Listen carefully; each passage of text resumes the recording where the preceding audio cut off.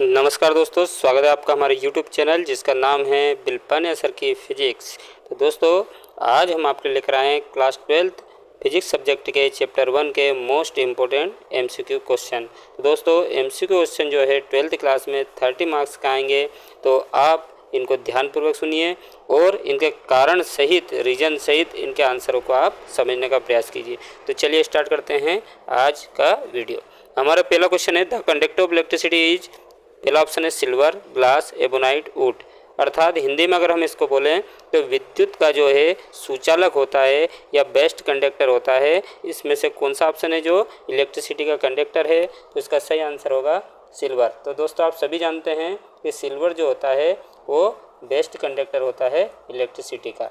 चलिए दूसरा क्वेश्चन हम देखते हैं, the total electric flux emitting from a unit positive charge in air is, पहला ऑप्शन है एप्सिलॉन नॉट, दूसरा ऑप्शन है 1 एप्सिलॉन नॉट, तीसरा ऑप्शन है हमारा 1/4 पाई एप्सिलॉन नॉट और फोर्थ ऑप्शन है हमारा 4 पाई एप्सिलॉन नॉट। तो चलिए इसको सोल्व करते हैं। तो गास के थ्योरम के हिसाब से अगर हम देखें तो जो इलेक्ट्रिक फ्लक्स होता है वो होता है किसी भी क्लोज सरफेस से गुजरने वाला जो इलेक्ट्रिक फ्लक्स होता है उसका फार्मूला होता है फाई इक्वल Q/एप्सिलॉन नॉट। तो दोस्तों, यहाँ हमारे सवाल में दे रखा है हमें यूनिट पॉजिटिव चार्ज, अर्थात चार्ज हमें दे रखा है यूनिट अर्थात 1 दे रखा है। तो फाई बराबर चार्ज की वैल्यू हम रख देंगे 1 और एप्सिलॉन नॉट। तो इससे गुजरने वाला या इमेटिंग फ्रॉम में जो इलेक्ट्रिक फ्लक्स है वो कितना हो जाएगा 1/एप्सिलॉन नॉट। तो हमारा जो सही आंसर होगा वो होगा सेकंड नंबर का बी वाला 1/एप्सिलॉन नॉट। तो चलिए नेक्स्ट क्वेश्चन देखते हैं, the number of electron in 1 coulomb is. तो नंबर ऑफ इलेक्ट्रॉन कितने होते हैं 1 कूलम्ब में? तो हमारे पास ऑप्शन है 5.46 × 10⁻29, 6.25 × 10⁻18, थर्ड ऑप्शन है 1.6 × 10⁻−19 और फोर्थ ऑप्शन है 9 × 10⁻11। तो चलिए इसको सोल्व करके देखते हैं। हमारे पास जो फार्मूला होता है Q बराबर होता है Ne, और नंबर ऑफ इलेक्ट्रॉन अगर हमें चाहिए तो हम इसको लिख सकते हैं Q/E। और हमें यहाँ दे रखा है चार्ज की वैल्यू दे रखी है 1 कूलम्ब और इलेक्ट्रॉन की जो चार्ज होता है 1 इलेक्ट्रॉन पर होता है 1.6 × 10⁻−19 कूलम्ब। अब इसको और सोल्व करें तो 1 इसको हम लिख सकते हैं 1.6 × 19 जो पावर है 10⁻19 जो पावर है, इसको अगर हम ऊपर ले जाएंगे तो ये प्लस की 19 हो जाएगी। और n बराबर 1 में अगर हम 1.6 को डिवाइड करेंगे तो ये नंबर आएंगे 0.625 इंटू ऊपर 10⁻19 है, इसको हम लिख देंगे। अब इसमें अगर हम 10 का मल्टीप्लाई करें तो हमारे पास आएगा n बराबर 6.25 इंटू 10⁻18। एक 10 का अगर हम मल्टीप्लाई कर देंगे तो 19 में से कितनी पावर बचेगी 18। तो हमारा जो सही आंसर होगा वो होगा बी ऑप्शन 6.25। चलिए नेक्स्ट क्वेश्चन देखते हैं, the unit of electric field are not equivalent to. अर्थात इलेक्ट्रिक फील्ड की जो यूनिट है इनमें से कौन सी नहीं है या किसके इक्वल नहीं है? तो हमारे पास 4 ऑप्शन है, न्यूटन पर कूलम्ब, जूल पर कूलम्ब, वोल्ट पर मीटर और जूल पर कूलम्ब मीटर। तो चलिए इसको समझते हैं।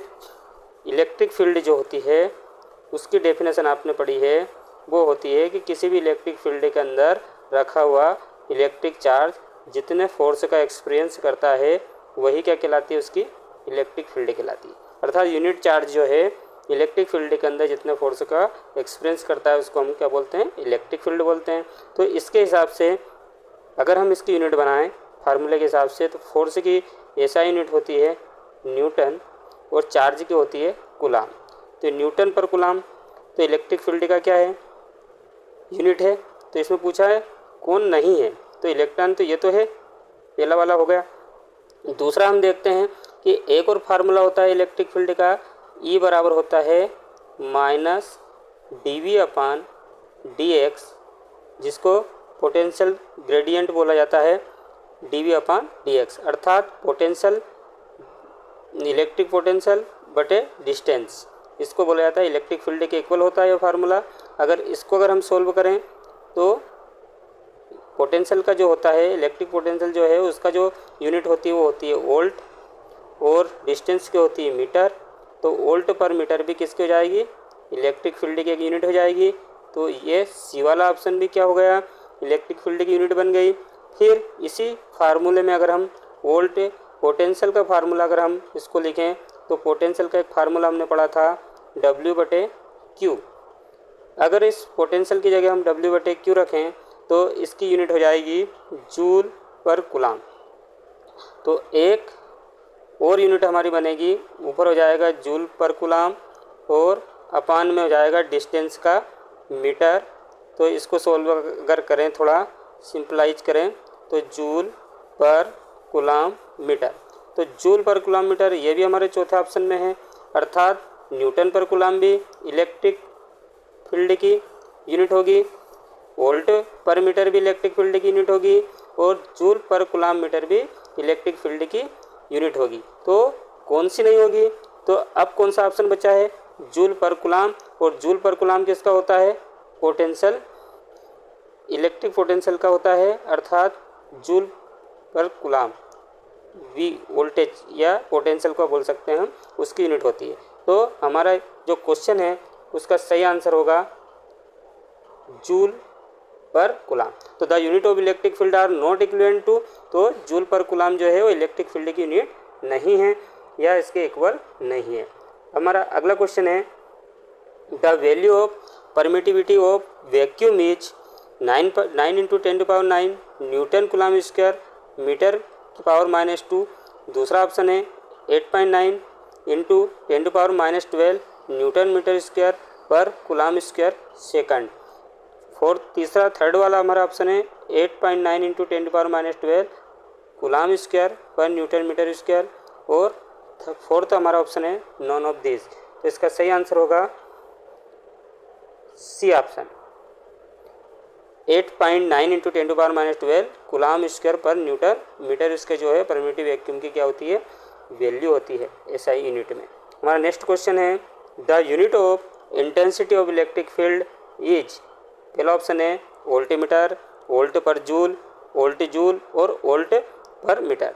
तो दोस्तों अभी हमने आपको एक फार्मूला बताया था इलेक्ट्रिक फील्ड का, वो हमारा था E बराबर -dV/dx।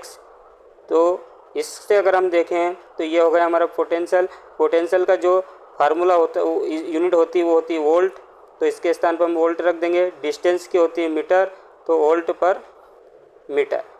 तो हमारा जो आंसर है कि the intensity of electric field जो है उसकी जो यूनिट है वो किसके इक्वल होगी, तो वो होगी वोल्ट पर मीटर के इक्वल।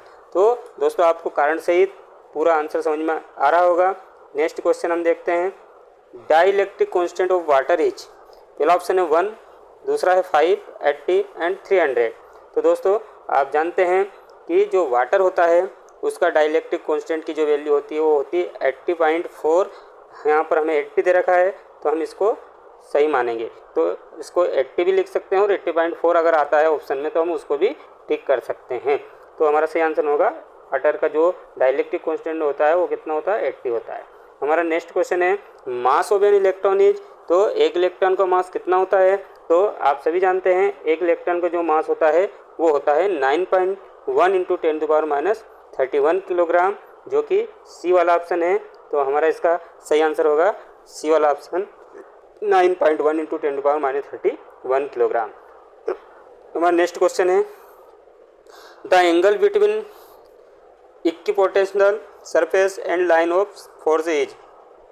तो आप सभी जानते हैं कि इक्विपोटेंशियल सरफेस से जो लाइन निकलती है, लाइन ऑफ फोर्स निकलती है, वो कैसे निकलती है, परपेंडिकुलर निकलती है। तो कितना एंगल बनाएगी वो, तो बनाएंगी एंगल 90 डिग्री बनाएगी। इसका सही आंसर होगा 90 डिग्री। हमारा नेक्स्ट क्वेश्चन है of the distance between two charge bodies is halved then the force between the particle become. अगर हम क्या करें तो चार्ज बॉडी हैं उनके बीच की जो डिस्टेंस है वो क्या कर दी, हाफ कर दें, तो उनके बीच लगने वाला जो फोर्स है वो कितना होगा। तो चार ऑप्शन हमारे सामने हैं 1/4, हाफ, डबल या 4 टाइम्स। तो चलिए इसको हम समझते हैं। हमने जो दो चार्ज बॉडी होती है उनके बीच जो फोर्स होता है वो होता है कूलॉम्स लॉ के हिसाब से। अगर हम देखें तो उसको कैसे निकालते हैं, हम कूलॉम्स लॉ के फार्मूले से निकालते हैं। वो हम जानते हैं F बराबर होता है 1/4 pi epsilon not Q1 Q2 upon R square. तो दोस्तों इस क्वेश्चन में हमें फोर्स और डिस्टेंस के बीच रिलेशन देखना है।